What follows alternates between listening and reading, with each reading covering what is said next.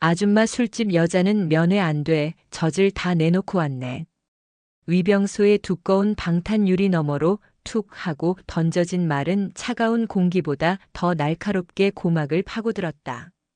하늘에서는 축복처럼 한방눈이 펑펑 쏟아지고 있었지만 부대 정문 앞의 공기는 순식간에 진흙탕처럼 질척하고 더러워졌다. 강신혜는 쓰고 있던 선글라스를 아주 천천히 고쳤었다. 칠흑같이 어두운 검은색 정장 코트, 그 안으로 살짝 보이는 붉은색 블라우스는 확실히 칙칙한 국방색으로 도배된 이곳과는 이질적인 색감이었다. 하지만 그것이 누군가에게 비아냥거림을 들어야 할 이유는 아니었다. 그녀의 가죽 장갑 낀 손끝이 미세하게 떨렸다. 추위 때문이 아니었다. 방금 뭐라고 했나? 그녀의 목소리는 낮고 건조했다. 감정을 완전히 배제한 그 톤은 707 시절 작전 브리핑을 할 때나 나오던 목소리였다. 위병 조장 완장을 찬 중사는 입에 문껌을 짝짝 씹으며 창문을 드르륵 열었다. 히터 바람과 함께 믹스커피 냄새, 그리고 묘한 비릿함이 훅 끼쳐나왔다. 아, 말귀를 못 알아들으시나? 여기는 신성한 군부대라고. 어디 술 냄새 풍기면서 올 때가 아니란 말이야. 그 복장은 또 뭐요? 면회 온 게 아니라 영업 뛰러 왔소? 오늘은 크리스마스라 간부들 다 쉬어. 헛걸음했네. 중사의 눈빛이 시내의 목덜미와 가슴께를 노골적으로 훑어내렸다. 명찰에는 박철민이라는 이름이 박혀 있었다. 옆에 서 있던 부사수 병사는 안절부절 못하며 중사의 눈치를 살폈지만 박 중사는 이미 자신의 작은 권력에 취해 있었다. 휴일에 근무를 서는 짜증을 만만한 민간인 여자에게 화풀이하고 있는 것이 분명했다. 신혜는 깊은 숨을 들이마셨다. 당장이라도 저 유리창을 깨부수고 들어가 저 건방진 혀를 뽑아버릴 수도 있었다. 그녀가 익힌 살상 무술만 수십 가지였다. 하지만 그녀는 오늘 지휘관이 아닌 갓 입대한 조카의 이모 자격으로 이곳에 왔다. 조카에게 폐를 끼치고 싶지 않다는 이성이 끓어오르는 본능을 간신히 억누르고 있었다. 나는 오늘 내 조카를 면회하러 왔다. 이리 중대 이등병 최민우. 절차에 따라 신분증을 제시할 테니 위병소장에게 보고하고 문 열어. 신혜는 품 안에서 지갑을 꺼내려 했다. 하지만 박 중사의 비웃음 섞인 목소리가 그녀의 동작을 멈춰 세웠다. 어허, 이 아줌마가 진짜. 보고는 무슨 보고야? 내가 안 된다면 안 되는 거야. 그리고 최민우? 그 찌질한 놈 이모였어? 콩 심은 데 콩 나고 팥 심은 데 팥 난다더니 집안 꼴 잘 돌아간다. 순간 신혜의 눈동자가 맹수처럼 번뜩였다. 나를 모욕하는 건 참을 수 있다. 하지만 내 조카를, 내 핏줄을 건드리는 건 이야기가 달랐다. 말 조심해. 후회할 텐데. 후회? 푸하하. 야, 들었냐? 후회하신단다. 아줌마, 여기가 어딘지 몰라. 여기선 내가 법이고 내가 왕이야. 꼬우면 입대해서 계급장 달고 오시든가. 아, 10% 마담으로 취직시켜달라고 떼쓰는 건가? 박 중사는 낄낄거리며 손에 들고 있던 지휘봉으로 위병소 유리창을 탁탁 두드렸다. 마치 동물원 원숭이를 구경하는 듯한 태도였다. 계급장이라. 신혜는 나직이 은졸였다. 그녀의 손이 코트 안주머니로 향했다. 어쭈? 뭐 꺼내려고? 담배? 라이터? 아님 명함이라도 주시게. 나중에 가게 놀러 오라고. 마지막 경고다. 문 열어. 아, 진짜 말 많네. 야, 상황실에 보고해. 정문에 거동 수상자 출연. 술 취해서 난동 부린다고 해. 헌병대 불러서 끌어내기 전에 좋은 말로 할 때 꺼져. 박 중사가 소리를 버럭 질렀다. 더 이상의 대화는 무의미했다. 말이 통하는 상대가 아니었다. 짐승에게는 짐승의 언어로, 군인에게는 계급의 언어로 말해줘야 했다. 신혜는 휴대폰을 꺼내들었다. 액정 위로 눈송이가 하나 떨어져 녹아내렸다. 그녀는 저장된 단축 번호를 꾹 눌렀다. 신호음이 가는 동안에도 박중사의 조롱은 멈추지 않았다. 전화는 무슨, 어디 기둥 서방한테라도 이르시게. 해봐. 내가 누군지 알아? 나 이 부대에서 10년 굴러먹은 박철민이야. 사단장님도 나 보면 껄껄 웃으면서 담배 나눠 피우는 사이라고. 뚜루루. 신호음이 3번 울리기도 전에 상대방이 전화를 받았다. 충성. 사단장입니다. 수화기 너머로 들려오는 중후한 목소리. 신혜는 박중사의 얼굴을 똑바로 응시하며 입을 열었다. 그녀의 입술 끝이 서늘하게 비틀려 올라갔다. 김 소장 나다. 707 강신혜. 전화기 너머에서 헉 하고 숨을 들이키는 소리가 들렸다. 짧은 침묵 그리고 우당탕하고 무언가 넘어지는 소리가 이어졌다. 아마도 사단장이 너무 놀라 의자에서 일어난 모양이었다. 강 장군님? 아니 사령관님. 갑자기 어인 일이십니까? 제게 미리 연락이라도 주셨으면 헬기라도 보냈을 텐데. 헬기라. 안 그래도 자네 헬기가 좀 필요할 것 같군. 예. 그게 무슨. 내가 지금 자네 부대 정문 위병소 앞이다. 신혜는 껌을 씹으며 짝다리를 짚고 있는 박중사와 눈을 맞췄다. 박중사는 여전히 상황 파악을 못한 채 사단장 좋아하시네라며 입모양으로 비아냥거리고 있었다. 그런데 자네 부하가 나보고 술집 여자라며 문전박대를 하는군. 젖을 다 내놓고 영업을 뛰러 왔냐고 묻더군. 성희롱은 덤이고. 전화기 너머의 침묵은 더욱 무거워졌다. 그 침묵은 폭풍 전야의 고요함과 같았다. 어느 놈입니까? 사단장의 목소리가 지옥 밑바닥에서 끓어오르는 듯 낮게 깔렸다. 박철민 중사라던데. 자네랑 담배도 나눠 피우는 막역한 싸이라면서 내가 그 우정을 방해한 건가? 사령관님, 지금 당장 그리로 가겠습니다. 5분, 아니 3분만 기다려 주십시오. 저 미친 새끼를 당장. 5분 주지. 헬기 띄워. 눈이 많이 오니 조심해서 오고. 신혜는 전화를 뚝 끊었다. 그리고 아주 천천히 휴대폰을 코트 주머니에 넣었다. 박중사는 뭔가 분위기가 심상치 않다는 것을 느꼈는지 씹던 껌을 멈추고 신혜를 노려보았다. 뭐야? 누구랑 통화한 거야? 연기 한번 그럴듯하네. 신혜는 대답 대신 선글라스를 벗었다. 날카로운 눈매가 드러났다. 수많은 전장에서 적들의 숨통을 끊어놓았던 살기가 뚝뚝 떨어지는 눈빛이었다. 그녀는 위병소 창문에 가까이 다가가 나직하게 속삭였다. 박철민 중사. 그 서슬 퍼런 기세에 박중사가 움찔하며 한 걸음 뒤로 물러섰다.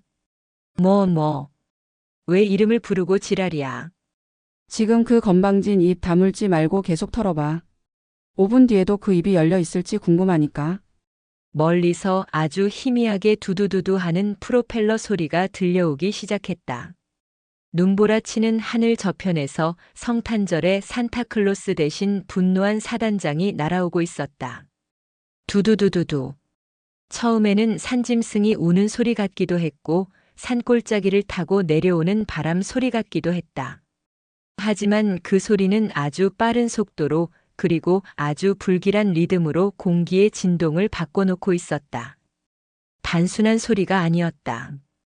그것은 땅바닥에 쌓인 눈을 미세하게 떨게 만드는 물리적인 압력이었다.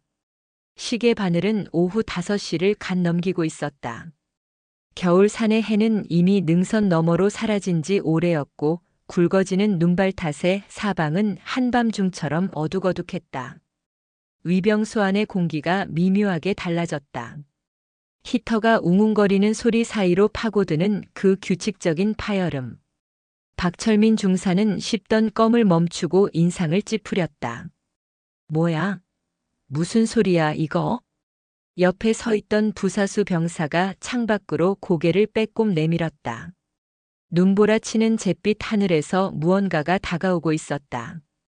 병사의 눈동자가 커졌다. 주. 중사님 헬기 소리 같습니다. 그것도 아주 가까운. 헬기. 면회 시간도 다 끝난 이 시간에 헬기가 뜰 일이 뭐가 있어? 너 귀 먹었냐? 제설차 지나가는 소리겠지. 안 그래도 오늘 눈 많이 와서 도로 닦아야 한다고 난리던데. 박 중사는 애써 무시하려 했다. 하지만 그의 본능은 이미 경고음을 울리고 있었다. 제설차의 둔탁한 엔진음과는 달랐다. 그것은 고도를 급격하게 낮추며 자신들을 향해 직선으로 날아오는 날카로운 파열음이었다. 그때였다. 퍼버버벙. 어둠을 찢고 강력한 탐조등 불빛이 위병소를 정통으로 비췄다. 눈을 뜰 수 없을 만큼 강렬한 백색의 빛기둥이 쏟아지자 박 중사는 비명을 지르며 팔로 눈을 가렸다. 아, 뭐야 씨발. 빛과 함께 폭풍이 몰아쳤다. 하늘에서 거대한 회전 날개가 공기를 찢어발기며 내려오고 있었다. 위병소 앞에 오래된 소나무들이 허리가 꺾일 듯이 휘청거렸고 바닥에 쌓여있던 눈들은 순식간에 하얀 안개가 되어 사방으로 흩뿌려졌다. 위병소 유리창이 덜덜거리며 금방이라도 깨질 듯 요동쳤다. 그것은 단순한 착륙이 아니었다. 거의 추락에 가까운 다급하고 거친 강습이었다. 육중한 기체가 위병소 앞 아스팔트 바닥을 짓누르며 내려앉았다. 5분. 위병소 앞에 서 있던 시내는 그 거대한 바람을 온몸으로 맞으면서도 미동조차 하지 않았다.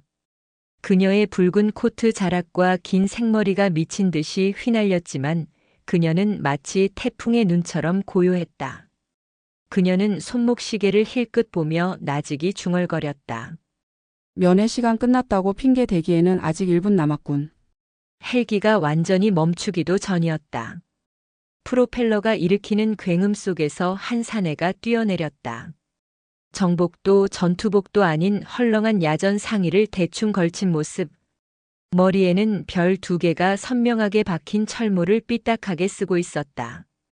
대한민국 육군 소장 제34보병 사단장 김영철이었다.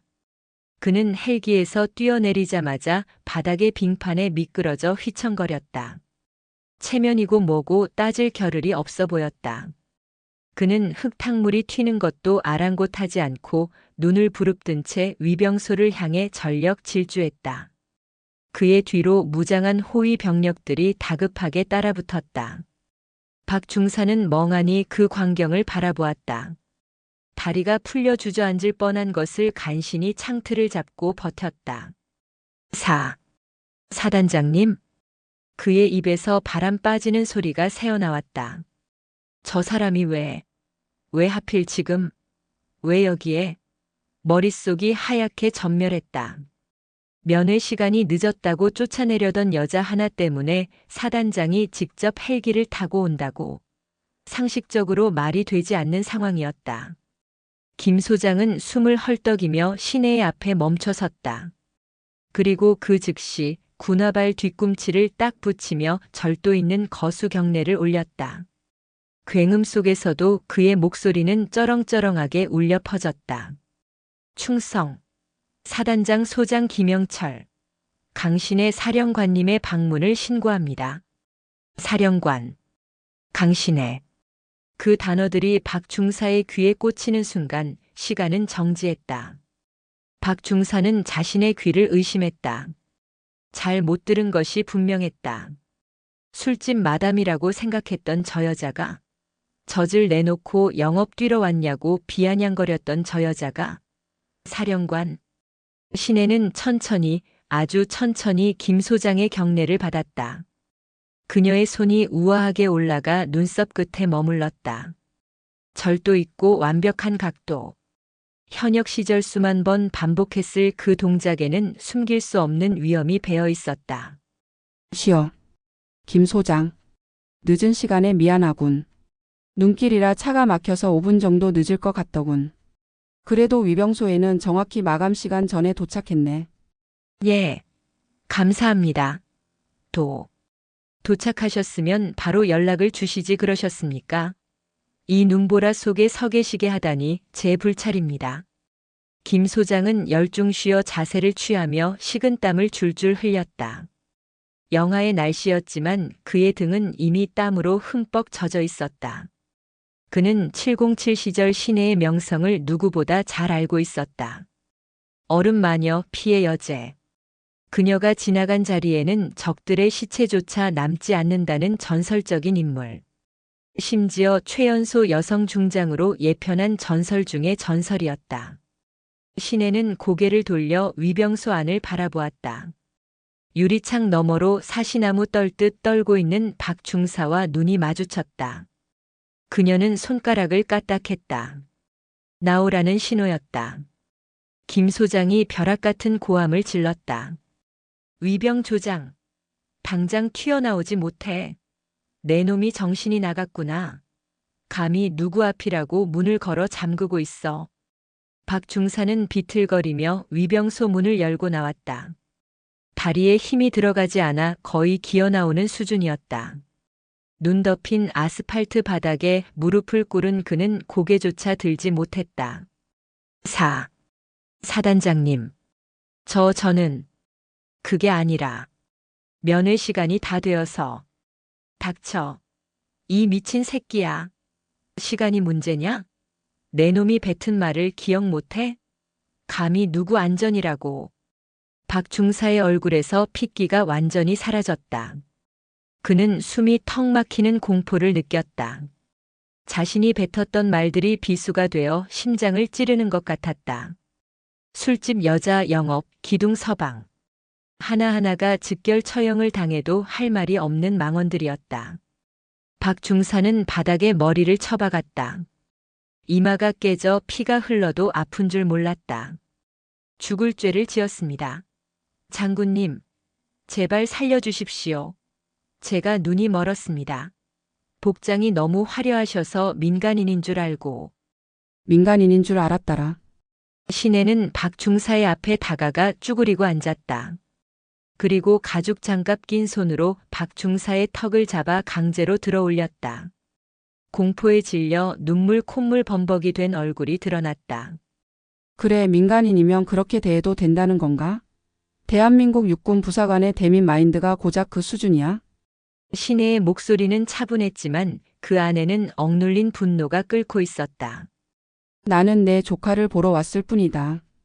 비록 폭설 때문에 늦어서 마감 직전에 도착했지만 정당하게 사정을 설명하고 부탁하려 했어. 그런데 자네는 규정을 핑계 삼아 나를 모욕하고 성희롱했지. 그건 단순히 나 개인에 대한 모독이 아니야. 이 추운 날 나라를 지키기 위해 고생하는 모든 장병의 명예에 똥칠을 한 거야. 잘못했습니다. 제가 미쳤었습니다. 그리고 하나 더. 5분 뒤에도 그 입이 열려 있을지 궁금하다고 했었지? 신혜는 잡고 있던 박 중사의 턱을 거칠게 놓았다. 박 중사는 바닥으로 고꾸라졌다. 틀렸어. 자네 입은 이제 다치게 될 거야. 영원히. 신혜는 자리에서 일어났다. 그녀는 더 이상 박 중사를 쳐다보지도 않고 김 소장을 향해 고개를 돌렸다. 김 소장. 예. 사령관님. 이자 헌병대로 넘겨. 군형법상 상관 모욕, 직권 남용, 민간인에 대한 협박 및 성희롱. 적용할 수 있는 건 모조리 적용해서 엄중하게 처벌해. 그리고 오늘 위병소 근무자 전원 근무 태만으로 징계위원회 회부하고. 명심하겠습니다. 지금 당장 헌병대 호출해서 압송하겠습니다. 헌병대. 뭐하고 있나? 이 새끼 당장 포승줄로 묶어. 끌고 가. 뒤따라온 헌병들이 달려들어 박 중사를 제압했다. 박 중사는 발버둥 쳤지만 건장한 헌병들의 완력을 당해낼 수는 없었다. 장군님, 사단장님, 살려주십시오.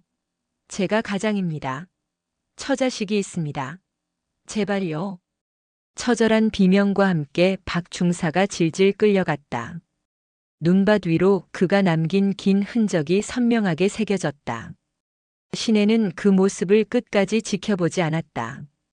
상황이 정리되자 김 소장이 땀을 닦으며 조심스럽게 다가왔다. 사령관님, 정말 면목 없습니다. 제가 교육을 어떻게 시켰길래 이런 일이. 자네 탓만은 아니겠지. 하지만 오늘 일은 확실히 짚고 넘어가야겠어. 물론입니다. 제 불찰입니다.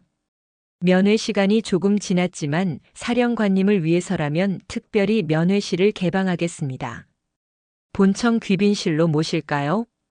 아니, 조카 녀석 꼴을 보니 귀빈실보다는 따뜻한 밥 한 끼 먹을 수 있는 곳이면 돼. 그냥 일반 면회실을 쓰게 해주게. 남들 눈에 띄지 않게 조용히. 아, 알겠습니다. 역시 배려가 깊으십니다. 그럼 제가 직접 면회실로 안내하겠습니다. 식사는 최고급으로 준비시키겠습니다. 신혜는 고개를 끄덕이며 김 소장을 따라 나섰다. 어둠이 짙게 깔린 영내로 들어서는 그녀의 발걸음은 무거웠다. 단순히 위병소에서의 불쾌함 때문만이 아니었다. 아까 박 중사가 무심코 내뱉었던 조카에 대한 비아냥거림이 계속 귓가에 맴돌았기 때문이다. 찌질한 놈. 단순히 군 생활에 적응 못하는 병사를 부르는 말일까? 아니면 그 뒤에 더 추악한 무언가가 숨겨져 있는 걸까? 707 시절 수많은 작전을 수행하며 발달한 그녀의 육감이 경고음을 보내고 있었다. 오늘 면회는 단순히 얼굴만 보고 끝날 자리가 아님을 그녀는 직감했다. 면회실의 공기는 무거웠다. 밖에서 몰아치는 눈보라 소리가 창문을 덜컹거리게 만들었지만 방 안의 적막함보다는 시끄럽지 않았다. 김영철 소장의 호들갑 덕분에 마련된 면회실은 평범한 병사들이 쓰는 공용 공간이 아닌 간부들이나 귀빈을 위해 따로 마련된 독방이었다. 테이블 위에는 김이 모락모락 나는 피자 2판과 양념치킨, 그리고 민우가 좋아한다던 따뜻한 갈비탕까지 한 상 가득 차려져 있었다. 기름지고 고소한 냄새가 방 안을 가득 채웠지만 강신혜는 식욕을 전혀 느끼지 못했다.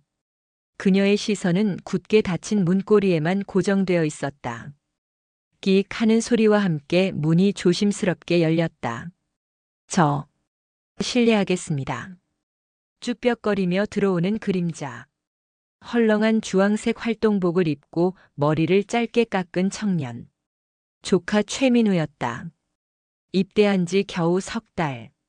아직 젖살이 빠지지 않아야 정상일 시기였지만 민우의 얼굴은 해골처럼 퀭했다.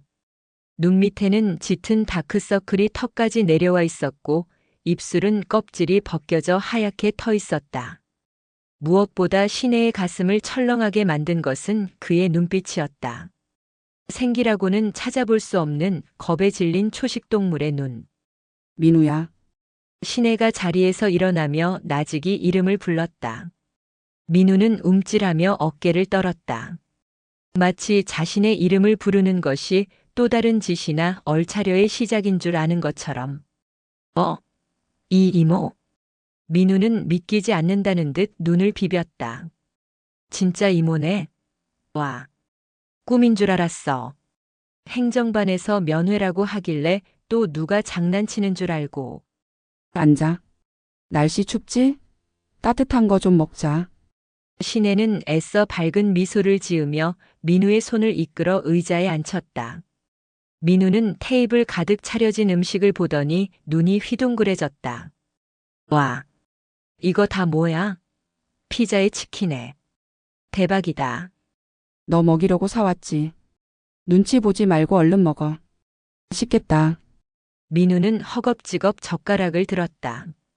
갈비탕 국물을 한 숟가락 떠먹더니 이내 피자 한 조각을 집어 입안 가득 우겨 넣었다. 씹지도 않고 삼키는 수준이었다.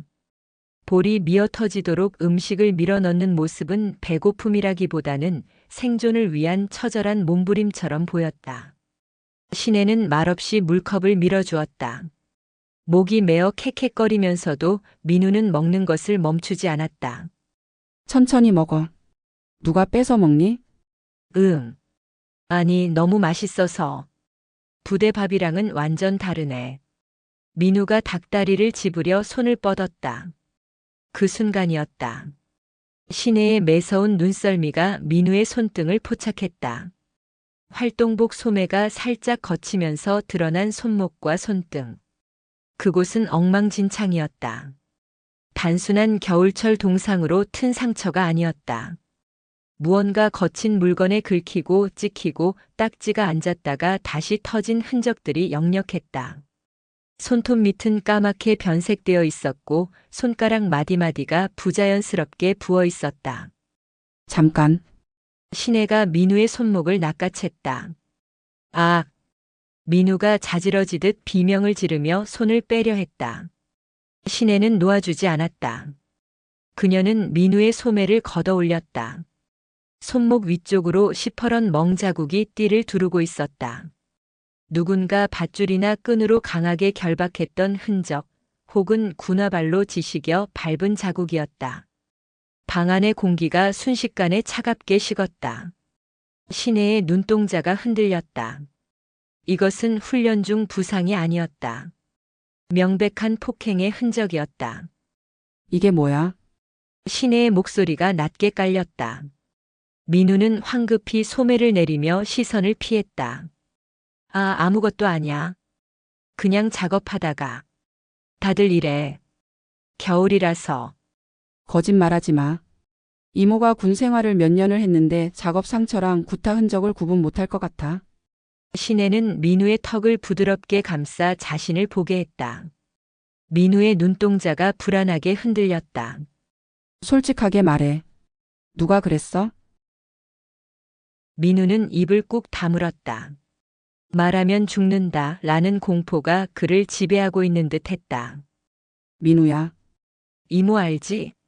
이모 707 출신이야. 내가 말 안 해도 이 부대 뒤집어 엎어서 범인 찾아낼 수 있어. 하지만 내 입으로 듣고 싶어. 그래야 이모가 널 확실하게 지켜줄 수 있으니까. 신혜의 단호하지만 따뜻한 목소리에 억눌러왔던 민우의 감정둑이 터졌다.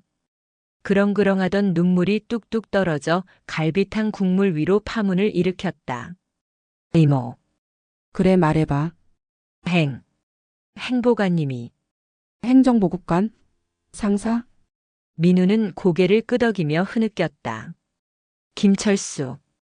행보관님이. 매일 창고로 불러서. 불러서 뭐라는데? 그냥. 기분 나쁘다고. 너 같은 고문관 새끼 때문에 중대 분위기 망친다고. 엎드려 뻗쳐 시켜놓고 군화발로 차고. 장갑도 안 끼우고 제설 작업시키고. 민우의 입에서 충격적인 이야기들이 쏟아져 나왔다. 어제는 엄마가 보내준 로션이 있었는데 냄새가 좋다면서 뺏어갔어. 돌려달라고 하니까. 군발이 새끼가 무슨 피부 관리냐 기집애처럼 군다면서 머리통을. 민우는 말을 잇지 못하고 엉엉 울음을 터뜨렸다. 너무 힘들어. 이모. 나 진짜 죽고 싶어. 신혜는 피가 거꾸로 솟는다는 말이 무슨 뜻인지 실감했다. 단순히 군기가 센 부대라고 생각했던 예상이 완전히 빗나갔다. 이건 군기가 아니었다. 범죄였다. 계급이라는 절대적인 권력을 이용해 약자를 유린하고 착취하는 가장 비열하고 더러운 범죄. 신혜는 떨고 있는 민우를 안아주었다. 앙상해진 조카의 등뼈가 손끝에 느껴졌다. 그녀의 가슴 속에서 뜨거운 불덩이가 치밀어 올랐다. 아까 위병소에서 느꼈던 분노는 예고편에 불과했다. 그 자식 지금 어디 있어? 아마 행정반 옆에 있는 휴게실에. 오늘은 당직이라. 알았어. 밥 먹고 있어. 다 식겠다. 신혜는 민우를 자리에 다시 앉히고 눈물을 닦아주었다. 그리고 테이블 위에 놓인 휴지로 민우의 코를 풀어주었다. 어릴 때 해주던 그 모습 그대로였지만 신혜의 눈빛만은 달랐다. 민우야. 이모가 아주 잠깐 어디 좀 다녀올게. 여기서 꼼짝 말고 밥 먹고 있어. 알았지? 이모, 어디 가려고? 사고 치면 안 돼. 우리 행보관님 진짜 무서운 사람이야. 사단장님이랑도 친하대. 민우의 걱정스러운 말에 신혜는 싸늘하게 웃었다. 친하다라. 그 친분 오늘부로 작사를 내주지. 신혜는 자리에서 일어났다. 코트 자락을 휘날리며 문을 나서는 그녀의 뒷모습에서 시퍼런 살기가 피어올랐다. 복도에는 김영철 소장의 보좌관인 대위가 대기하고 있었다. 신혜가 나오자 대위가 벌떡 일어나 경례를 했다. 충성. 식사는 입에 맞으십니까? 신혜는 대위의 인사를 무시하고 차갑게 명령했다. 김 소장 연결해. 지금 당장. 대위는 신혜의 살벌한 기세에 눌려 허둥지둥 무전기를 꺼냈다. 사단장님, 강 장군님께서 찾으십니다. 잠시 후 무전기 너머로 김 소장의 목소리가 들려왔다. 예, 사령관님. 불편하신 점이라도. 김 소장. 자네 부대 행정보급관 중에 김철수라는 자가 있나? 김철수 상사 말입니까? 예, 있습니다. 10년 넘게 근속한 베테랑입니다만. 왜 그러십니까? 베테랑 같은 소리 하고 있네. 그 베테랑이라는 작자가 내 조카를 샌드백 취급하고 물품 갈취에 인격 모독까지 서슴지 않았더군. 예. 그게 무슨. 긴 말 안 하겠네. 지금 당장 김철수 상사 그리고 해당 중대 중대장 대대장까지 싹 다 연병장으로 집합시켜. 5분 준다. 안 그러면 내가 직접 행정반으로 쳐들어가서 그 자식 멱살 잡고 끌고 나올 테니까. 전화기 너머에서 김 소장의 거친 숨소리가 들렸다. 사태의 심각성을 파악한 것이었다. 지금 당장 조치하겠습니다. 감히 사령관님 조카를. 제가 직접 박살을 내겠습니다. 아니, 자네는 구경이나 해. 박살은 내가 낼 테니까. 신혜는 무전기를 대위에게 던지듯 넘겨주었다. 그리고 건물 밖으로 발걸음을 옮겼다. 밖은 여전히 눈보라가 휘몰아치고 있었다. 하얀 눈이 세상을 덮고 있었지만 이 부대의 썩은 환부를 가리기에는 역부족이었다. 신혜는 눈을 맞으며 행정반 건물을 노려보았다. 불이 환하게 켜진 창문 하나가 눈에 들어왔다. 저곳 어딘가에 자신을 왕이라 착각하는 쥐새끼 한 마리가 숨어 있을 것이었다. 기다려라. 내가 뺏어간 로션값 아주 비싸게 치르게 해줄 테니. 중대 행정반 옆 휴게실이라는 팻말이 붙은 방은 김철수 상사의 개인 왕국이었다. 병사들이 잠시 쉬어야 할 공간이었지만 실상은 김 상사의 전용 아지트로 변질된 지 오래였다. 방 안은 후끈했다. 규정보다 훨씬 높은 온도로 설정된 히터가 빵빵하게 돌아가고 있었고 큼지막한 TV에서는 예능 프로그램이 시끄럽게 떠들고 있었다. 끄어. 좋다. 김철수 상사는 소파에 비스듬히 누워 배를 극적였다. 러닝셔츠 차림의 그는 한 손에는 캔맥주를 다른 한 손에는 육포를 들고 있었다. 그의 앞 테이블에는 병사들에게서 압수한 컵라면과 과자들이 수북이 쌓여 있었다. 보급품 관리라는 명목으로 빼돌린 것들이었다. 김 병장. 야, 물 안 가져오냐? 김 상사가 방문을 향해 소리쳤다. 잠시 후 안경 쓴 병장 하나가 쭈뼛거리며 들어왔다. 부르셨습니까, 행보관님? 야, 임마. 내가 라면 물 끓이라고 한 지가 언젠데 아직도 안 가져와? 빠져가지고 씨. 죄송합니다. 취 사장에 물이 안 나와서 옆 중대까지 가서 받아오느라. 핑계는 확 그냥. 야, 저기 있는 거나 좀 발라봐라. 김 상사가 턱짓으로 테이블 구석을 가리켰다. 그곳에는 고급스러운 용기에 로션이 하나 놓여 있었다. 어제 전입 신병 최민우의 관물대를 뒤지다 발견한 물건이었다. 뚜껑을 열자 은은한 허브 향이 퍼졌다. 이야, 냄새 죽이네. 이거 꽤 비싼 거라며? 강남 아줌마들이나 쓰는 거라던데. 김 병장은 입술을 깨물며 로션통을 집어들었다.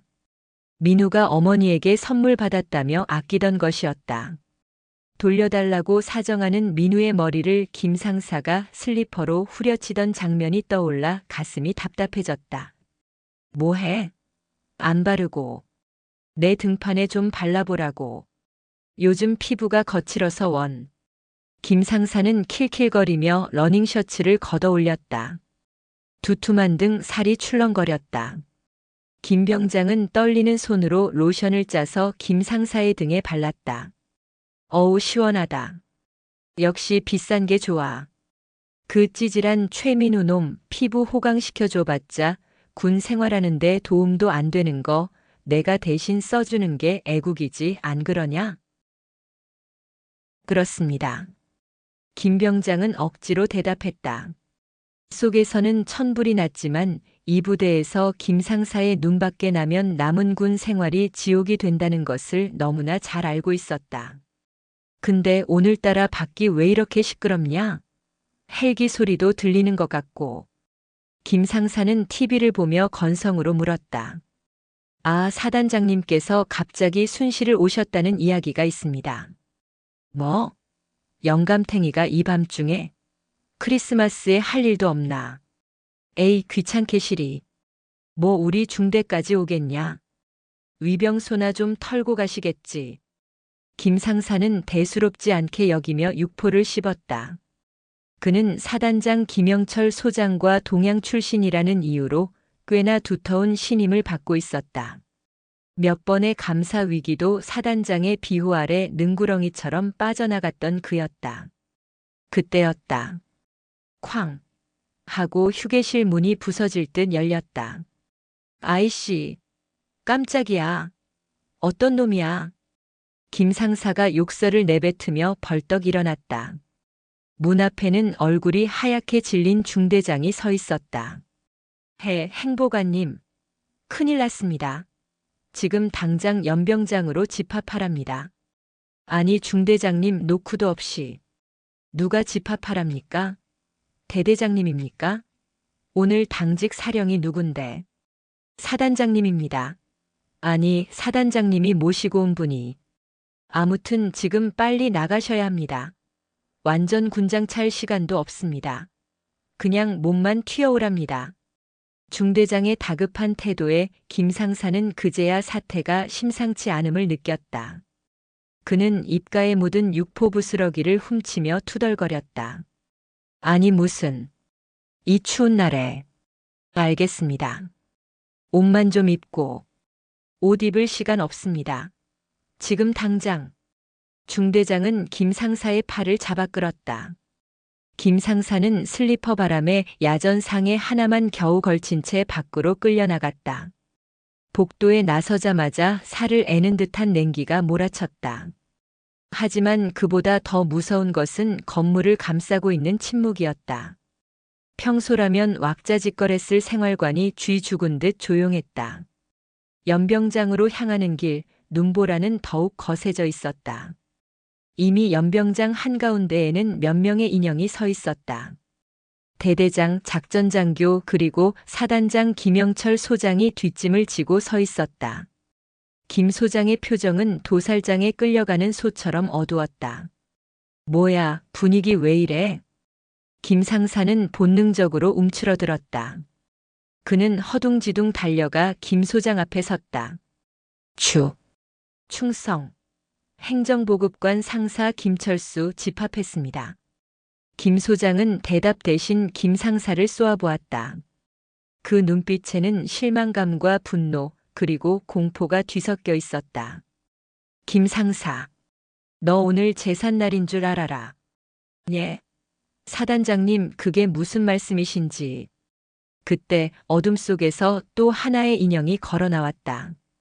붉은 코트 대신 검은색 군용 우의를 어깨에 걸친 여자. 긴 생머리가 바람에 흩날리고 있었지만 그녀가 뿜어내는 기운은 주변의 눈보라를 잠재울 만큼 압도적이었다. 강신혜였다. 그녀는 천천히, 아주 천천히 김 상사의 앞으로 다가왔다. 그녀의 군화 발자국 소리가 눈 밟는 소리와 함께 뽀드득, 뽀드득 울렸다. 마치 저승사자의 발소리 같았다. 김 상사는 멍하니 그녀를 바라보았다. 처음 보는 여자였다. 민간인? 하지만 사단장이 꼼짝도 못하고 서 있는 걸 보면 보통 인물은 아니었다. 자네가 김철수인가? 신혜가 물었다. 그 목소리에는 감정이 거세되어 있었다. 너무나 차가워서 오히려 뜨겁게 느껴지는 목소리. 네. 그렇습니다만 누구십니까? 김 상사가 되물었다. 신혜는 대답 대신 김 상사에게 한 걸음 더 다가갔다. 코끝에서 은은한 허브 향이 났다. 민우의 로션 냄새였다. 신혜의 입꼬리가 비틀렸다. 냄새 좋네. 그거 자네 건가? 아, 이거 말입니까? 예, 뭐 제가 쓰는 겁니다만. 김 상사는 얼떨결에 거짓말을 했다. 본능적인 방어 기제였다. 짝. 날카로운 파열음이 연병장을 갈랐다. 김 상사의 고개가 90도로 꺾였다. 눈앞에서 별이 번쩍였다. 뺨이 불타오르는 듯한 통증이 뒤늦게 밀려왔다. 김 상사는 비명을 지르며 뺨을 감싸 쥐었다. 무슨 일이 일어난 건지 파악하기도 전에 신혜의 발이 김 상사의 명치를 걷어찼다. 퍽, 컥. 김 상사는 숨도 못 쉬고 눈밭에 뒹굴었다. 위액이 넘어올 것 같은 고통에 몸이 새우처럼 굽어졌다. 에이, 이게 무슨... 신혜는 쓰러진 김 상사의 머리채를 잡아 억지로 고개를 들게 했다. 그녀의 눈이 붉게 타오르고 있었다. 내 조카 로션 빼서 바르니까 피부가 좀 고와지던가? 조카? 김 상사의 동공이 지진이라도 난 듯 흔들렸다. 조카? 로션? 설마. 최민우? 그 찌질한 놈의 이모. 내 조카 최민우. 그 아이 손등을 걸레짝으로 만들어 놓고 자네는 여기서 따뜻하게 술 처마시고 있었나? 아주 살판났네, 김철수 상사. 신혜는 잡고 있던 머리채를 바닥에 내동댕이 쳤다. 그리고 김 소장을 향해 손을 뻗었다. 김 소장이 미리 준비해둔 서류 봉투를 건넸다. 신혜는 봉투에서 종이 몇 장을 꺼내 김 상사의 면전에 뿌렸다. 눈바람에 종이들이 흩날렸다. 김 상사는 흐릿한 눈으로 종이를 보았다. 그것은 부대 비품 횡령 내역, 병사들에 대한 가혹 행위 투서, 그리고 민우가 쓴 마음의 편지 사본이었다. 읽어. 신혜가 명령했다. 내 제명이 뭔지, 내가 왜 오늘 여기서 군 생활을 끝장내야 하는지. 큰 소리로 읽어. 김 상사는 덜덜 떨리는 손으로 종이 한 장을 집어들었다. 글자가 눈에 들어오지 않았다. 오직 눈앞에 서 있는 저 여자의 살기만이 온몸의 털을 곤두서게 만들었다. 자, 잘못했습니다. 한 번만. 읽으라고 했어. 신혜의 호통이 천둥처럼 떨어졌다. 김 상사는 엉엉 울며 종이에 적힌 글을 읽어 내려가기 시작했다. 상사 김철수는 지위를 이용하여 소속대 병사들의 물품을 갈취하고, 그의 목소리는 눈보라 속에 힘없이 흩어졌다. 하지만 신혜는 만족하지 않았다. 이것은 시작일 뿐이었다. 이 썩어 빠진 악습의 고리를 끊어내기 위해서는 더 확실한 본보기가 필요했다. 목소리가 작다. 사단장, 대대장, 그리고 전 병력이 들을 수 있게 더 크게 읽어. 내가 얼마나 추악한 인간인지 내 입으로 만천하에 고해. 신혜는 차가운 눈으로 김 상사를 내려다보았다. 쥐새끼가 덫에 걸려 발버둥 치는 꼴. 그녀는 오늘 밤 이 연병장을 정의의 심판대로 만들 작정이었다. 눈은 계속 내리고 있었지만 김 상사가 흘리는 식은땀과 눈물은 멈출 줄 몰랐다. 그리고 그 모습을 멀리 행정반 창문 너머로 수많은 병사의 눈이 지켜보고 있었다. 공포가 희망으로 바뀌는 순간이었다. 연병장에 휘몰아치는 눈보라는 멈출 기미가 보이지 않았다. 하지만 그 차가운 눈발보다 더 시리고 매서운 것은 강신혜의 눈빛이었다. 그녀는 무릎 꿇은 김철수 상사를 내려다보며 마치 벌레를 보는 듯한 표정을 짓고 있었다. 김 상사는 덜덜 떨리는 손으로 구겨진 종이 뭉치를 쥐고 있었다. 입술이 파르르 떨렸다. 글자를 읽어야 했지만 목구멍이 꽉 막혀 소리가 나오지 않았다. 안 있나? 신혜의 낮은 목소리가 김 상사의 고막을 때렸다. 읽겠습니다. 상사 김철수는 병영식당에 납품되는 부식용 돼지고기를 매주 5kg씩 빼돌려 외부 식당에 되팔았으며 김 상사의 목소리가 기어들어갔다. 연병장 주변을 에워싼 어둠 속에서 수군거리는 소리가 들려왔다. 생활관 창문마다 병사들이 다닥다닥 붙어 이 광경을 지켜보고 있었다. 그들에게 김 상사는 공포의 대상이었지만 지금 이 순간만큼은 처량한 죄인에 불과했다. 목소리가 작다.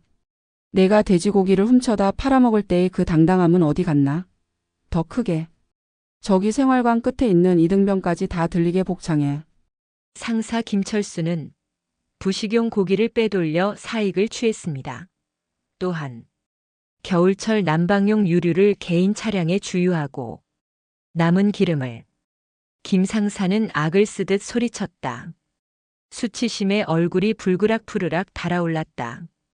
횡령, 배임, 가혹행위, 금품 갈취.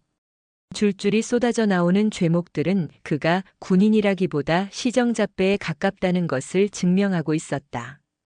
옆에서 듣고 있던 김영철 사단장의 얼굴이 흑빛으로 변했다. 단순히 병사들을 괴롭힌 수준인 줄 알았는데 부대 운영비까지 건드린 대형 비리범이었다는 사실이 드러나고 있었다. 사단장으로서 관리 감독 소홀의 책임을 피할 수 없는 상황이었다. 저런 죽일 놈이. 야, 너 내가 믿고 맡겼더니 뒤에서 저런 짓을 하고 있었어? 김 소장이 참지 못하고 달려들어 김 상사의 정강이를 걷어찼다. 퍽 소리와 함께 김 상사가 옆으로 픽 쓰러졌다. 사단장님, 한 번만 봐주십시오. 제가 잘못했습니다. 닥쳐. 내 얼굴에 먹칠을 해도 유분수지. 감히 군수 물자를 건드려? 김 소장은 자신의 안위가 걱정되어 더욱 길길이 날뛰었다. 신혜는 그 꼴불견을 차가운 눈으로 지켜보다가 손을 들어 제지했다. 그만. 쇼는 그쯤 하지. 신혜의 한마디에 김 소장이 동작을 멈추고 쭈뼛거렸다. 신혜는 쓰러진 김 상사에게 다가갔다. 그녀는 허리춤에서 무언가를 꺼냈다. 은색으로 번뜩이는 잭나이프였다. 김 상사가 기겁하며 뒤로 물러났다. 자, 장군님. 칼은 왜? 겁먹지 마. 더러운 피 묻힐 생각 없으니까. 신혜는 김 상사의 야전 상해 깃을 잡았다. 그리고 망설임 없이 칼날을 들이댔다. 찍 하는 섬유 찢어지는 소리가 날카롭게 울렸다. 그녀가 베어낸 것은 김 상사의 목이 아니라 그의 어깨에 달려있던 계급장이었다. 상사라는 계급장이 눈밭 위로 힘없이 떨어졌다. 김철수. 너는 오늘 이 시간부로 군인이 아니다. 신혜의 선고가 내려졌다. 너는 국가가 국민을 지키라고 준 권력을 힘없는 병사들을 핍박하고 내배를 불리는 데 사용했다. 군인의 명예를 실추시키고 신성한 국방의 의무를 더럽힌 죄. 그 대가는 혹독할 거다. 신혜는 김 소장을 향해 고개를 돌렸다. 김 소장. 행정 절차는 자네가 밟아. 즉시 보직 해제하고 구속수사 원칙으로 육군교도소로 이송해. 그리고 파면 조치해서 연금 수령 자격 박탈시키고. 퇴직금? 어림도 없지. 횡령한 금액 국고 환수 조치까지 완벽하게 끝내. 명심하겠습니다. 법과 규정이 허용하는 최고 수위로 처벌하겠습니다. 헌병대, 뭐하냐? 이 범죄자 새끼 당장 끌고 가. 헌병들이 달려들어 김철수의 양팔을 꺾어 올렸다. 포승줄이 그의 손목을 파고들었다. 이건 무효야. 사단장님, 제가 바친 게 얼만데 이러십니까? 장군님, 제발요. 우리 애가 대학생입니다. 등록금 내야 합니다. 김철수는 발악했다. 자신이 바친 뇌물 이야기까지 꺼내며 물귀신 작전을 쓰려 했다. 김 소장의 얼굴이 사색이 되어 소리쳤다. 저희 밤마가. 제갈 물려. 빨리 차에 태워. 헌병들이 김철수의 입을 틀어막고 짐짝처럼 질질 끌고 갔다. 눈밭에는 그가 끌려간 자국과 함께 찢어진 계급장만이 덩그러니 남았다. 처절한 몰락이었다. 상황이 정리되자 연병장에는 다시 정적이 찾아왔다. 하지만 그 정적은 아까와는 달랐다. 공포가 거치고 난 뒤의 후련함, 그리고 폭풍이 지나간 뒤의 묘한 고요함이었다. 시내는 찢어진 계급장을 군화발로 꾹 밟았다. 그리고 비벼 껐다. 마치 담배꽁초를 끄듯이. 중대장, 대대장 앞으로. 시내의 호출의 뒤에 서 있던 두 장교가 화들짝 놀라 튀어나왔다. 충성. 중대장 대위 이민석. 충성. 대대장 중령 박성훈. 두 사람은 사시나무 떨듯 떨고 있었다. 김 상사가 끌려가는 꼴을 봤으니 다음 차례는 자신들이라는 것을 직감했기 때문이다. 너희는 몰랐나? 시내의 질문은 짧았다. 그게. 행보관이 워낙 치밀하게. 중대장이 변명을 하려다 시내의 눈빛을 보고 입을 다물었다. 몰랐다면 무능한 것이고 알고도 방치했다면 공범이다. 어느 쪽이든 지휘관 자격 미달이야. 시내는 그들에게 다가가 낮은 목소리로 속삭였다. 내 조카가 뺨을 맞고 로션을 뺏길 때 너희는 어디서 뭐하고 있었나? 행정반 옆방에서 벌어지는 일도 모르는 놈들이 전쟁 나면 적의 침투는 어떻게 막을 셈이지? 죄송합니다. 면목 없습니다. 김 소장. 이 친구들도 징계위원회 회부해. 지휘 감독 소홀. 그리고 내 조카가 소속된 중대의 전수조사를 실시해. 제2, 제3의 피해자가 없는지 낱낱이 파헤쳐. 알겠습니다. 제가 직접 챙기겠습니다. 김 소장은 식은땀을 닦으며 연신 고개를 숙였다. 시내는 깊은 한숨을 내쉬었다. 응징은 끝났다. 썩은 환부는 도려냈다. 하지만 아직 해야 할 일이 남아 있었다. 그녀는 천천히 몸을 돌려 불이 켜진 면회실 쪽을 바라보았다. 그곳에 세상에서 가장 작아진 아이, 민우가 기다리고 있었다. 이제는 장군 강신혜가 아닌 이모 강신혜로 돌아갈 시간이었다. 면회실 문을 열자 따뜻한 온기가 확 끼쳐왔다. 하지만 그 온기 속에는 여전히 긴장감이 감돌고 있었다. 민우는 의자에 앉아 꼼짝도 하지 않은 채 문 쪽만 바라보고 있었다. 신혜가 들어오자 민우가 벌떡 일어났다. 이모. 민우의 눈은 퉁퉁 부어 있었다. 밖에서 들려오던 고함, 김 상사의 비명, 그리고 군화 발소리를 모두 들은 모양이었다. 신혜는 말없이 민우에게 다가가 어깨를 감싸 안았다. 밖에서 무더운 찬 기운이 민우에게 전해졌지만 민우는 피하지 않았다. 밥은? 다 먹었어? 아니, 잘 안 넘어가서. 테이블 위를 보니 갈비탕에는 하얗게 기름이 껴 있었고 피자는 딱딱하게 굳어 있었다. 신혜는 씁쓸하게 웃었다. 미안해. 이모가 밥 먹는데 소란을 피웠네. 아냐. 저기 이모. 행보관님은 어떻게 됐어? 민우가 조심스럽게 물었다. 목소리에 두려움과 호기심이 섞여 있었다. 군대라는 곳이 참 웃겨. 계급장 하나 떼고 나면 아무것도 아닌 아저씨일 뿐인데 그게 달려있을 땐 왜 그리 무서운지. 신혜는 의자를 끌어당겨 민우의 맞은편에 앉았다. 김철수 상사는 이제 군인이 아니야. 죄를 지었으니 벌을 받으러 갔어. 아주 오랫동안 춥고 외로운 곳에서 반성하게 될 거야. 진짜? 다시는 안 와? 응. 다시는 내 앞에 나타나지 못해. 그리고 너를 괴롭히던 그 누구도 이제 너를 건드리지 못할 거야. 중대장, 대대장에게도 엄포를 놓았으니까. 민우의 표정이 묘하게 일그러졌다. 안도감, 그리고 믿기지 않는다는 얼떨떨함. 그동안 억눌려왔던 공포가 해소되면서 다리가 풀리는지 털썩 주저앉았다. 다행이다. 진짜 다행이다. 민우는 두 손으로 얼굴을 감싸고 다시 흐느끼기 시작했다. 민우야.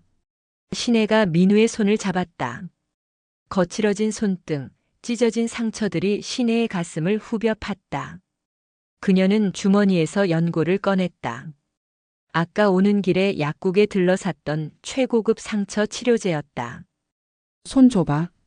신혜는 민우의 손등에 연고를 듬뿍 발라주었다. 차가운 연고가 상처에 닿자 민우가 움찔했다. 아파? 아니, 시원해.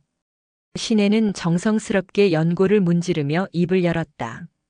이모가 왜 그렇게 화를 냈는지 아니? 단순히 내가 내 조카라서가 아니야. 민우가 젖은 눈으로 신혜를 바라보았다. 군인은 나라를 지키는 사람이야. 가장 명예로워야 하고 가장 강해야 해. 그런데 그 힘을 약한 사람, 내 부하를 괴롭히는 데 쓰는 건 군인이 아니야. 양아치지. 이모는 평생을 군복을 입고 살았어. 내 후배들이 그런 양아치 짓을 하는 걸 참을 수가 없었어. 신혜의 눈빛은 부드러웠지만 단단했다. 민우야. 너는 피해자야. 내가 약해서 내가 못나서 당한 게 아니야. 그러니까 기죽지 마. 어깨 펴. 응. 알았어. 그리고 이거 하나만 약속해. 나중에 내가 선임이 되고 분대장이 되면 절대 저런 쓰레기 같은 짓은 하지 않겠다고. 후임들 따뜻하게 챙겨주고 억울한 일 없게 만드는 진짜 군인이 되겠다고. 민우는 코를 훌쩍이며 고개를 끄덕였다. 약속할게. 난 절대 안 그럴게. 이모처럼. 멋있는 군인이 될게. 그래. 그거면 됐다.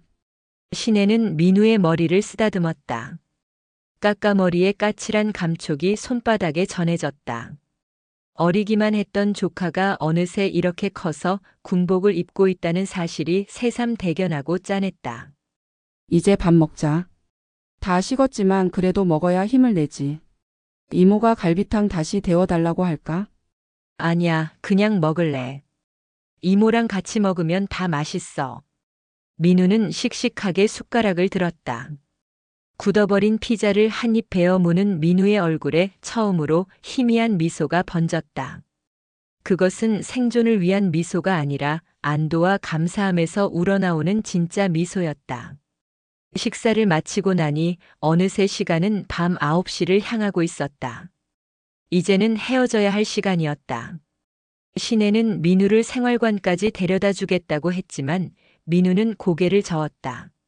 아니야, 이모. 여기까지 온 것도 고마운걸. 혼자 갈 수 있어.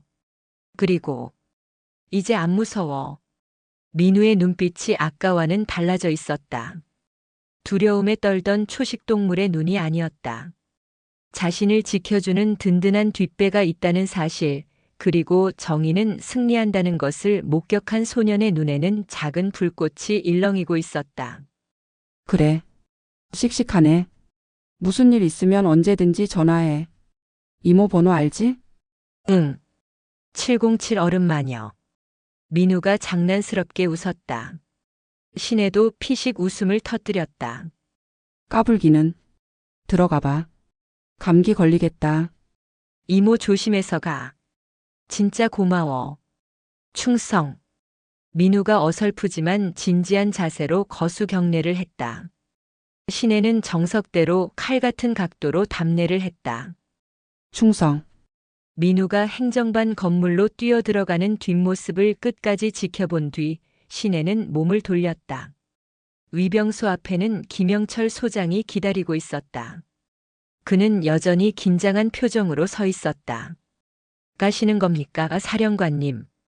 오늘 고생했네. 본의 아니게 자네 부대를 들쑤셔놨군. 아닙니다. 덕분에 썩은 살을 도려냈습니다. 부끄럽지만 감사합니다. 정신 똑바로 차리고 부대 관리하겠습니다. 그 말 믿어보지. 민호 잘 부탁하네. 특별 대우를 해달라는 게 아니야. 그냥 군인답게 생활할 수 있게만 해줘. 걱정 마십시오. 제 명예를 걸고 책임지겠습니다. 신혜는 차에 올랐다. 시동이 걸리고 헤드라이트가 어둠을 갈랐다. 눈은 어느새 멈춰 있었다. 구름 사이로 둥근 달이 얼굴을 내밀고 있었다. 하얗게 덮인 세상은 고요하고 평화로워 보였다. 하지만 신혜는 알고 있었다. 이 평화는 거저 얻어지는 것이 아님을. 누군가는 싸워야 하고 누군가는 분노해야 지켜질 수 있음을. 그녀는 백미러로 멀어지는 부대를 바라보며 중얼거렸다. 메리 크리스마스, 민우야. 차가운 겨울밤 707 출신 최연소 여성 중장의 성탄절은 그렇게 뜨겁게 저물어가고 있었다. 하지만 그녀의 이야기는 이제부터가 진짜 시작일지도 몰랐다. 아직 세상에는 뜯어내야 할 썩은 계급장들이 너무나 많았으니까. 서울로 돌아가는 고속도로는 한산했다. 밤새 내리던 눈도 그치고 차가운 아스팔트 위에는 제설차들이 뿌려놓은 염화칼슘이 하얗게 말라붙어 있었다. 강신혜는 운전대를 잡은 손에 힘을 주었다. 조카의 억울함을 풀어주었고 부대 내의 썩은 환부를 도려냈다. 모든 것이 해결된 것처럼 보였다. 하지만 707 시절부터 단련된 그녀의 직감이라는 놈이 계속해서 뒷목을 간지럽히고 있었다. 뭔가 개운치 않았다. 김철수 상사가 연병장에서 읽어내려갔던 죄목들. 횡령한 부식과 기름의 양은 일개 상사가 혼자서 처리하기에는 너무 방대했다. 매주 5kg의 고기, 드럼통 단위의 기름. 이걸 부대 밖으로 빼돌리려면 위병소를 통과해야 하고 장부가 조작되어야 하며 무엇보다 밖에서 이걸 받아주는 확실한 장물아비가 있어야 한다. 김 상사 혼자 벌인 일이라고. 사단장과 형님 동생 하는 사이라는 이유만으로 그게 가능했을까? 그때 조수석에 던져두었던 휴대폰 진동이 웅웅거렸다. 발신자 이름은 박 실장. 현역 시절 그녀의 전속 부관이었고 지금은 민간정보회사에서 일하고 있는 믿음직한 후배였다. 박 실장. 이 늦은 시간에 무슨 일이야? 사령관님, 아니 누님. 부탁하신 김철수 상사 뒷조사 결과가 좀 흥미로워서요. 그냥 넘기기엔 찜찜해서 바로 연락드렸습니다. 신혜의 눈매가 가늘어졌다. 역시 뭔가 있었다. 말해봐. 김철수 그 양반 통장 내역이 아주 화려합니다. 군인 월급으로는 절대 감당 못할 씀씀이도 그렇지만 매달 말일마다 정체불명의 계좌로 거액이 이체되고 있었습니다. 어디로? 칠성유통이라는 법인 계좌인데 겉으로는 식자재 납품 업체로 되어 있습니다. 그런데 재미있는 건 이 회사 대표가 지역 조폭 출신이라는 겁니다. 일명 독사라고 불리는 장두식이라는 자입니다. 독사. 이름부터 비릿한 피냄새가 났다. 그래서? 김철수가 빼돌린 고기랑 기름 전부 이 칠성 유통 창고로 들어갔습니다. 그런데 더 큰 문제는 이 장두식이라는 자가 해당 부대 연대장, 그러니까 대령급 장교랑 골프 회동을 자주 갖는다는 첩보가 있습니다. 신혜는 핸들을 꽉 쥐었다. 그림이 그려졌다. 김철수 상사는 그저 행동대장에 불과했다. 그 뒤에는 지역 조폭과 결탁한 더 높은 계급의 군인들이 따리를 틀고 있었던 것이다. 김철수가 연병장에서 내가 바친 게 얼만데라고 발악했던 것이 단순한 허세가 아니었던 셈이다. 박 실장. 그 칠성 유통 위치 지금 당장 내비게이션으로 쏴. 예. 누님, 설마 지금 바로 가시게요? 위험합니다. 거긴 민간인 구역이고 상대는 조폭입니다. 차라리 헌병대나 경찰에 정보를 넘기시는 게. 헌병대? 부대 연대장이 껴있는데 수사가 제대로 되겠어? 꼬리 자르기로 끝나겠지. 김철수 하나 구속시키고 위에서는 몰랐다 하면서 유유히 빠져나가겠지. 난 그런 꼴 못 봐. 신혜의 목소리에 서늘한 살기가 감돌았다. 내 조카가 당한 고통의 뿌리가 거기까지 닿아 있다면 그 뿌리까지 뽑아버려야지. 주소 보내. 지금 바로 차 돌릴 테니까. 하. 역시 못 말리십니다. 알겠습니다. 위치 전송했습니다.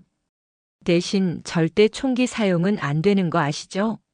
민간인 상대로 큰일 납니다. 걱정 마. 쓰레기 치우는데 총알은 아까우니까. 신혜는 전화를 끊고 갓길에 차를 세웠다. 그리고 거칠게 유턴했다. 서울로 향하던 붉은 미등이 사라지고 다시 어둠이 깔린 지방 국도를 향해 헤드라이트 불빛이 길게 뻗어나갔다. 1시간 뒤 시내의 차는 인적 드문 외곽의 낡은 창고 단지에 도착했다. 녹슨 철문 위로 칠성 유통이라는 간판이 위태롭게 매달려 있었다. 창고 안에서는 희미한 불빛이 새어나왔고 비릿한 고기 냄새와 기름 냄새가 섞여 코를 찔렀다. 시내는 차를 멀찍이 세워두고 차에서 내렸다. 붉은 코트를 벗어 뒷좌석에 던져두고 활동하기 편한 검은색 셔츠와 슬랙스 차림으로 몸을 풀었다. 가죽 장갑을 고쳐 끼는 그녀의 손길에서 딱딱 하는 뼈마디 소리가 났다. 그녀는 정문을 향해 뚜벅뚜벅 걸어갔다. 입구에는 덩치 큰 사내 둘이 담배를 피우며 잡담을 나누고 있었다. 아, 오늘 들어온 물건 상태 왜 이러냐? 김 상사 그 새끼 요즘 좀 소홀한 거 아니야? 그러게 말입니다. 형님한테 말씀드려서 손 좀 봐야지 원. 그들은 김철수의 구속 사실을 아직 모르는 듯 했다. 시내는 그들 앞으로 걸어갔다. 하이힐 소리가 정적을 깼다. 뭐야, 저 아줌마는? 사내 하나가 담배꽁초를 튕기며 시내를 가로막았다. 험상궂은 얼굴에 흉터가 있는 사내였다. 아줌마, 여기 고기 사는 데 아니야. 길 잘못 들었어. 썩 꺼져. 시내는 무표정한 얼굴로 사내를 올려다보았다. 장두식 사장 있나? 사내들의 표정이 일그러졌다. 뭐? 이 여자가 미쳤나? 우리 형님 함자를 막 부르네. 야, 그냥 보내지 말고 좀 놀다 보낼까? 사내들이 킬킬거리며 시내에게 손을 뻗었다. 그 더러운 손이 시내의 어깨에 닿으려는 찰나였다. 퍽! 둔탁한 소리와 함께 사내의 몸이 허공으로 붕 떴다. 시내의 발차기가 사내의 턱에 정확히 꽂힌 것이었다. 사내는 비명도 지르지 못하고 쓰레기 더미 위로 처박혔다. 뭐야 이년. 옆에 있던 다른 사내가 놀라 주머니에서 잭나이프를 꺼내들었다. 하지만 그가 칼을 펼치기도 전에 시내의 주먹이 그의 명치를 파고들었다. 컥. 숨이 턱 막힌 사내가 무릎을 꿇자 시내는 가볍게 그의 손목을 비틀어 칼을 빼앗았다. 그리고 칼날을 접어 바닥에 던져버렸다. 사장실 어디야? 시내는 고통에 몸부림치는 사내의 머리채를 잡고 물었다. 아, 안쪽. 2층. 시내는 사내를 기절시키고 창고 문을 열었다. 안에서는 10여 명의 사내들이 화투판을 벌이거나 술을 마시고 있었다. 한쪽 구석에는 군부대 마크가 찍힌 박스들이 산더미처럼 쌓여 있었다. 확실한 물증이었다. 문이 열리고 낯선 여자가 들어오자 왁자지껄하던 창고 안이 순식간에 조용해졌다. 누구냐 너?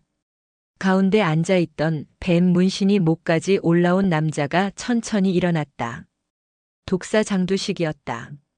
시내는 입가에 차가운 미소를 머금었다. 장무라비 잡으러 왔다. 내 놈들 꼬리가 너무 길어서 밟혀 죽겠더라고. 창고 안의 공기가 팽팽하게 당겨진 활시위처럼 긴장감으로 가득 찼다. 독사 장두식은 씹고 있던 오징어를 바닥에 뱉으며 시내를 위아래로 훑어보았다. 장무라비. 어디서 굴러먹던 개뼈다귀 같은 년이. 야, 애들 교육을 어떻게 시키길래 잡상이니 여기까지 기어들어와. 장두식의 손짓의 주변에 있던 10여 명의 건달들이 강목과 쇠파이프를 집어들고 일어섰다. 그들의 눈빛에는 흉포함이 가득했다. 보통 여자라면 그 기세에 눌려 주저앉았겠지만 시내는 오히려 가볍게 목을 좌우로 꺾으며 몸을 풀었다. 말이 기네. 오늘 좀 피곤하니까 빨리 끝내자. 시내의 도발에 건달 하나가 고함을 지르며 달려들었다. 인연이 죽고 싶어 환장했나. 붕. 쇠파이프가 시내의 머리를 노리고 날아왔다. 하지만 시내는 그 궤적을 이미 읽고 있었다. 그녀는 상체를 살짝 숙여 공격을 피함과 동시에 달려든 건달의 품으로 파고들었다. 퍽. 시내의 팔꿈치가 건달의 턱을 올려쳤다. 건달은 혀를 깨물며 뒤로 넘어갔다. 시내는 쓰러지는 건달의 쇠파이프를 낚아챘다. 이제 무기는 그녀의 손에 있었다. 다음. 시내의 차가운 선언에 건달들이 멈칫했다. 저 여자는 보통이 아니다. 그제야 그들은 사태 파악을 하기 시작했다. 하지만 장두식이 뒤에서 고함을 질렀다. 뭐해? 병신들아. 여자 하나 못 잡고. 다 덤벼. 죽여서라도 끌고 와. 보스의 명령에 5명이 동시에 달려들었다. 시내의 눈이 매섭게 빛났다. 다대일 전투. 707 시절 밥 먹듯이 했던 훈련이었다. 그녀에게 이 정도는 몸풀기 수준도 안 되었다. 깡, 까강. 쇠파이프와 강목이 부딪히는 소리가 요란하게 울렸다. 시내는 마치 춤을 추듯 유려한 몸놀림으로 공격을 흘려보냈다. 그녀의 움직임에는 군더더기가 없었다. 최소한의 동작으로 상대의 급소를 타격하고 관절을 꺾고 무게 중심을 무너뜨렸다. 아, 내 다리. 크악. 비명소리가 연달아 터져 나왔다. 1분도 채 되지 않아 바닥에는 끙끙 앓는 건달들이 질비했다. 시내는 숨 하나 흐트러지지 않은 채 손에 들고 있던 찌그러진 쇠파이프를 바닥에 던졌다. 이제 남은 건 장두식과 그의 측근 2명뿐이었다. 장두식의 얼굴에서 여유가 사라졌다. 그는 품 안에서 사시미 칼을 꺼내 들었다. 너 정체가 뭐야? 경찰? 검찰? 대한민국 예비역. 시내는 짧게 대답하며 천천히 장두식을 향해 걸어갔다. 그 군용 박스들 그리고 내놓은 금고에 있을 이중 장부. 그거 가지러 왔다. 군인들 등쳐먹고 내 조카 같은 애들 굶기면서 배 불리니까 좋던가. 이 씨발. 뚫린 입이라고. 장두식이 칼을 휘두르며 달려들었다. 조폭 보스답게 칼 쓰는 솜씨가 예사롭지 않았다. 날카로운 칼날이 시내의 복부를 스치듯 지나갔다. 셔츠 단추 하나가 떨어져 나갔다. 하지만 시내는 물러서지 않았다. 그녀는 장두식의 손목을 노렸다. 칼이 다시 들어오는 순간 시내는 반사적으로 장두식의 손목을 낚아채 반대 방향으로 비틀었다. 우드득. 으악. 뼈 부러지는 소리와 함께 장두식이 칼을 놓쳤다. 시내는 놓치지 않고 장두식의 오금을 걷어차 무릎 꿇린 뒤 그의 팔을 뒤로 꺾어 제압했다. 아까 그 기세는 어디 갔나? 독살하더니 지렁이만도 못하네. 시내는 장두식의 머리를 바닥에 쳐박았다. 장부 어디 있어? 몰라. 배째. 그래? 배를 째는 건 내 전문 분야는 아니지만 손가락 하나씩 부러뜨리는 건 꽤 잘해. 시내가 장두식의 검지 손가락을 잡고 천천히 뒤로 꺾었다. 아, 알았어. 알았다고. 저기, 사무실 책상 밑 금고. 비밀번호는 7788이야. 장두식은 고통을 이기지 못하고 술술 불었다. 시내는 그를 기절시키고 사무실로 향했다. 책상 밑 금고를 열자 현금 다발과 함께 두툼한 장부 하나가 나왔다. 시내는 장부를 펼쳤다. 예상대로였다. 김철수 상사의 이름은 물론이고 그 위로 줄줄이 엮인 이름들이 적혀 있었다. 그리고 맨 윗줄 가장 많은 액수가 적힌 이름. 제34사단 일연대장 대령 최무성. 시내의 눈이 차갑게 가라앉았다. 연대장. 부대의 살림을 책임지고 병사들을 보살펴야 할 지휘관이 민간 조폭과 결탁해 군수 물자를 팔아먹고 있었다니. 이것은 단순한 비리가 아니라 매국 행위나 다름없었다. 시내는 휴대폰을 꺼내 장부 내용을 사진으로 찍어 박 실장에게 전송했다. 박 실장 확인했지? 원본은 내가 챙겨간다. 이 자료 국방부 조사본부랑 언론사 사회부 기자들에게 동시에 뿌려. 내일 아침 뉴스 일면은 이걸로 도배한다. 와우. 대어 중에서도 특대어를 낚으셨네요. 누님, 뒷감당 괜찮으시겠어요? 저쪽에서 가만히 안 있을 텐데. 감당? 그건 그놈들이 해야지. 건드려서는 안 될 벌집을 건드린 건 내가 아니라 그놈들이야. 시내는 장부를 품에 넣고 창고를 나섰다. 바닥에는 여전히 신음하는 건달들이 널브러져 있었다. 그녀는 그들을 쳐다보지도 않고 자신의 차로 향했다. 차에 올라타 시동을 걸자 라디오에서 크리스마스 캐럴이 흘러나오고 있었다. 고요한 밤, 거룩한 밤. 시내는 피식 웃었다. 오늘 밤은 결코 고요하지 않았다. 하지만 이 소란 덕분에 내일부터 민우와 다른 병사들은 조금 더 따뜻하고 배부른 겨울을 보낼 수 있을 것이다. 그녀는 엑셀을 밟았다. 이제 남은 건 하나. 이 더러운 먹이 사슬의 정점에 있는 자 연대장 최무성을 끌어내리는 것뿐이었다. 서울로 가는 길 대신 그녀의 차는 다시 부대 방향으로, 아니 정확히는 연대장 관사가 있는 군인 아파트로 향하고 있었다. 밤은 아직 길었다. 군인 관사가 모여있는 아파트 단지는 적막에 쌓여 있었다. 가로등 불빛만이 눈 쌓인 화단을 비추고 있었고 대부분의 집은 불이 꺼져 있었다. 하지만 101동 1001호 연대장 최무성 대령의 관사 거실에는 아직 불이 켜져 있었다. 최 대령은 고급 양주를 언더락 잔에 따르며 초조하게 거실을 서성거렸다. 아까부터 독사 장두식에게 전화를 걸고 있었지만 신호음만 갈 뿐 받지 않았다. 이 새끼가. 돈 먹을 땐 넙죽넙죽 받더니 왜 전화를 안 받아? 그는 신경질적으로 휴대폰을 소파에 던졌다. 오늘 밤 부대에 사단장이 들이닥쳐 김철수 상사를 잡아갔다는 보고는 받았다. 하지만 그는 크게 걱정하지 않았다. 김철수는 꼬리일 뿐이고 자신은 몸통이었다. 꼬리가 잡혔다고 몸통까지 죽으라는 법은 없었다. 사단장 김영철 소장과는 골프도 치고 사우나도 같이 다니는 사이가 아니던가. 적당히 로비하고 김철수 선에서 모든 걸 덮어 씌우면 그만이라고 생각했다. 딩동. 초인종 소리가 정막을 깼다. 최 대령은 시계를 보았다. 새벽 2시가 넘은 시간이었다. 누구야? 이 시간에. 그는 인터폰 화면을 확인했다. 모자를 푹 눌러 쓴 코트 차림의 여자였다. 화면이 어두워 얼굴이 잘 보이지 않았다. 누구요? 문 열어. 최무성. 스피커를 타고 흘러나오는 목소리는 서늘했다. 반말이었다. 최 대령의 미간이 구겨졌다. 뭐야? 당신 누구야? 어디서 감히 연대장 관사에 와서 행패야? 장두식이가 안부 전해달라더군. 7788 금고 비밀번호와 함께. 그 한마디에 최 대령의 심장이 덜컥 내려앉았다. 장두식? 금고? 비밀번호?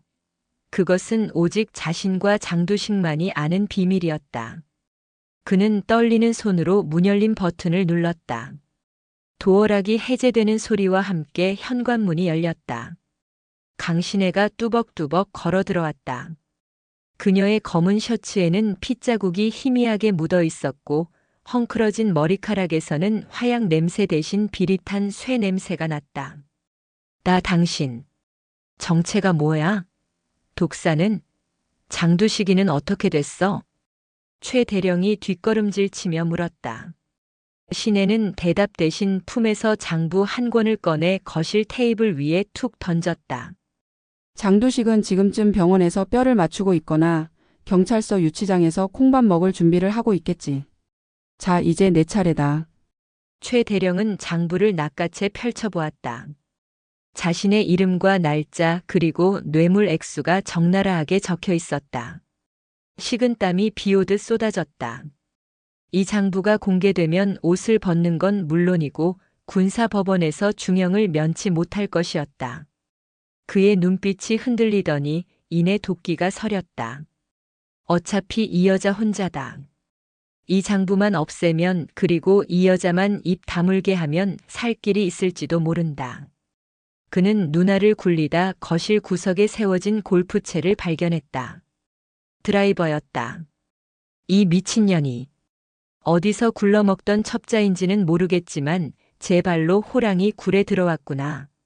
최 대령이 골프채를 움켜쥐고 신혜를 노려보았다.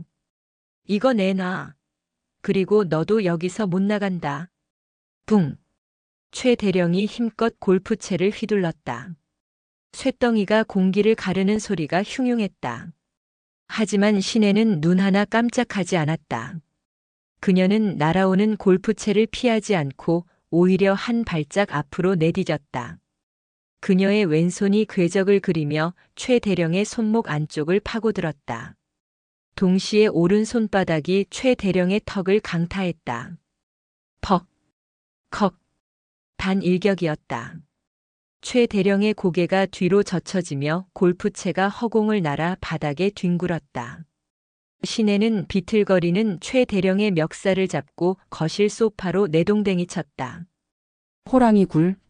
웃기지도 않는군. 여긴 그냥 도둑놈 소굴이야. 신혜는 소파에 널브러진 최 대령의 명치를 무릎으로 눌렀다. 으허. 살려줘. 내가 돈 줄게. 얼마면 돼? 그 장부에 적힌 거 2배로 줄게. 최 대령은 비굴하게 애원했다. 조금 전의 기세는 온데간데 없었다. 신혜는 싸늘한 눈으로 그를 내려다보았다. 돈? 내 놈이 빼돌린 그 돈이 병사들 밥그릇에서 나온 거야. 추운 겨울에 떨면서 나라 지키는 애들 고기 반찬이고 난방비라고. 그걸 처먹고 배가 부르던가? 잘못했어. 한 번만 봐줘. 내 동기가 국방부에 있어. 너 내가 누군지 알면. 알지. 쓰레기. 신혜는 최 대령의 말을 자르고 주머니에서 휴대폰을 꺼냈다. 스피커폰을 켜자 건너편에서 굵직한 목소리가 들려왔다. 네, 국방부 조사본부 수사과장입니다. 현장 급습했습니다. 문 여십시오. 동시에 현관문이 부서질 듯 열리며 헌병 완장을 찬 수사관들이 들이닥쳤다. 그들 뒤로 사색이 된 김영철 사단장의 모습도 보였다. 최 대령, 자네가 정말. 김 소장은 테이블 위에 놓인 장부와 골프채, 그리고 제압당한 최 대령을 보며 말을 잇지 못했다. 김 소장. 자네 부하 관리 능력은 정말 낙제점이군. 연대장이 조폭이랑 손잡고 군수품을 팔아먹는데 까맣게 모르고 있었다니. 신혜는 무릎을 떼고 일어났다. 수사관들이 달려들어 최 대령에게 수갑을 채웠다. 이거나. 내가 누군지 알아. 사단장님, 도와주십시오. 최 대령이 발악했지만 김 소장은 고개를 돌려버렸다. 이미 증거는 명백했고 신혜가 국방부 직속 수사팀을 직접 불렀다는 건 돌이킬 수 없다는 뜻이었다. 끌고 가. 아주 탈탈 털어서 10원 한 장까지 다 토해내게 만들어. 수사관들에게 끌려가며 최 대령은 신혜를 향해 저주를 퍼부었다. 하지만 신혜는 그를 쳐다보지도 않았다. 그녀는 거실 창가로 다가가 커튼을 걷었다. 새벽의 푸른 빛이 도시를 감싸고 있었다. 긴 밤이었다.